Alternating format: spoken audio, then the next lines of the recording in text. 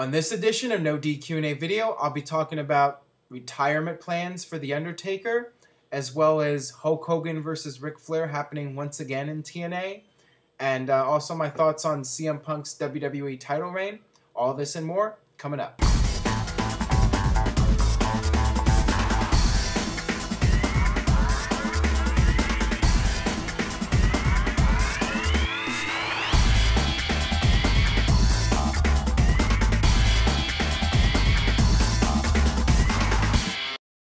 Hey everybody, welcome to another edition of No DQ&A video right here on youtube.com/NoDQ&AV and of course, NoDQ.com.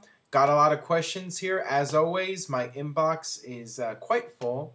Got about 12 to 1,300 questions here. Trying to get through them all.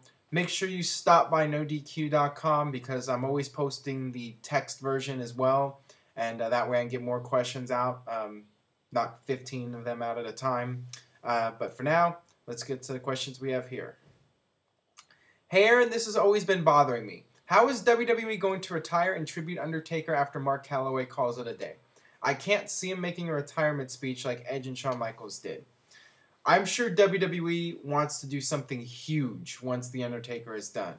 And I think when the day comes that Undertaker finally decides to call it a career, and when I mean call it a career, meaning that he's 100% done, he's not going to come back, I think that Mark Calloway, the man, will step out of the shadows and talk about everything that people want to know about him. You know, all the backstage stories from over the years. I think that he did an interview 10 years back or something like that. Somebody asked him about doing a book, and he said that he was going to wait until he was completely done before he told his story.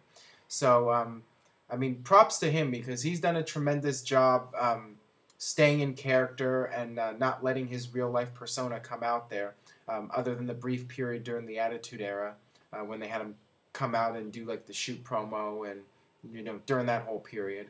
But he's done a great job at staying in character, and I do suspect that he'll come out, break character, when he's finally 100% done. And it should be very interesting. I'm sure he's got a lot of interesting stories to tell.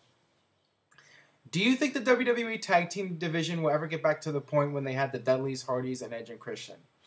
Anything's possible. I think it depends on who's running the product.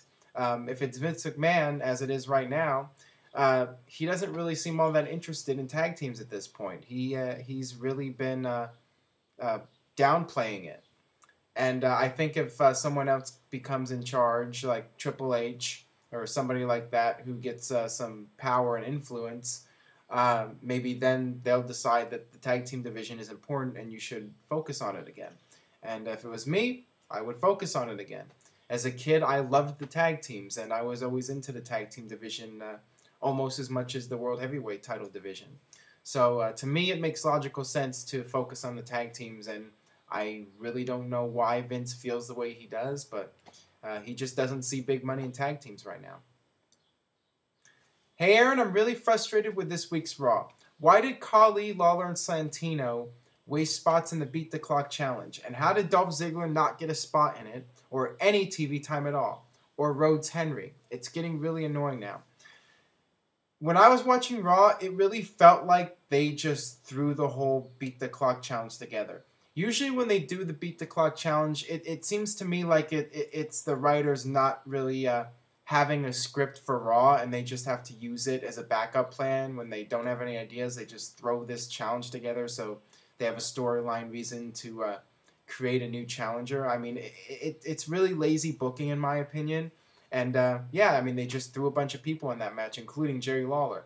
I mean, if you're looking at it from a logical standpoint, wouldn't John Cena get the WWE title shot since he beat Brock Lesnar at Extreme Rules? Yeah, it doesn't make a whole lot of sense, and it is what it is. But hey, why are you complaining? You're getting CM Punk versus Daniel Bryan now, right? So I don't want to hear any complaining about the WWE title match now.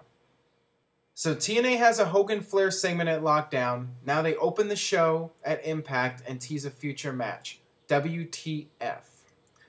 Yeah, WTF is right. I'm not really sure what to say at this point. I think I've made it pretty clear what I think TNA needs to do.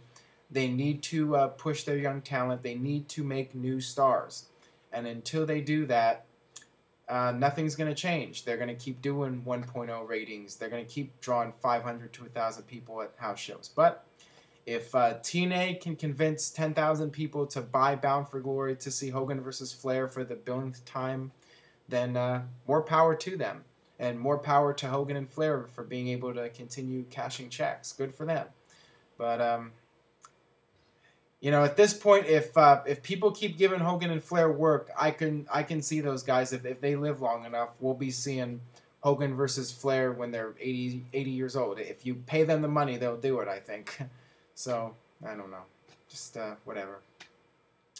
Hey Aaron, where does CM Punk go from here? He's getting completely lost in the shuffle with Brock and Cena dominating storylines. I fear that he will drop the title to Brock, look weak, and have his character damaged beyond repair. I don't think he's gotten lost in the shuffle at all. I think that he's actually done as good as you can hope for, considering that right now John Cena is the focal point of WWE storylines. Obviously, at WrestleMania, it was Cena versus Rock, and then it was Cena versus Brock. And John Cena is still seen by WWE as the top star. But with CM Punk, he's clearly number 2 in the company. And he's been champion since Survivor Series. He's been successfully defending the title night in, night out, having great matches. I think they've done a tremendous job with him, and they've been protecting him and making him seem like a big deal. So I don't think he's gotten lost in the shuffle. When the time comes, if the time comes that he finally faces Brock, I think it'll do good business because WWE has done such a good job with CM Punk. I mean, it's not like Zack Ryder or Dolph Ziggler. I mean, come on now. I mean, they've done well with CM Punk, and yeah, I mean, they've done as good of a job as I think you could ask. All right, that'll do it for this edition of No DQ&A video. Thanks as always for watching. Make sure you subscribe, youtube.com/NoDQCAW. And stay tuned to NoDQ.com for all the very latest regarding Over the Limit and Sacrifice coming up. We'll see you next time.